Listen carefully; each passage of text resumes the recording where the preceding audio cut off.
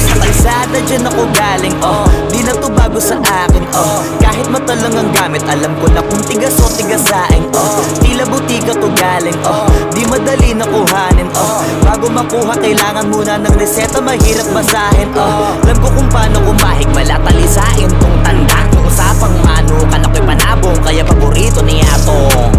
Ang dami na nanakot kaso na hanggang tilaok lang, sila din na nabilaukan, mananalo lang sila kapag nakita na nila ako sa kangkungan. Kaso na malabo na sa ngayon, unang-una nagawa na lahat, pangalawa kailangan na lang pagulungin ang nabuhay. Sa isip ko lahat nakaset na, sinusulit na hanggat mabenta, bago umedad ako ng 30. Pasensya ako sa musika ko, ginawang dumilihensya. Di pwede na pera lang may tao, dapat pati tao merong pera.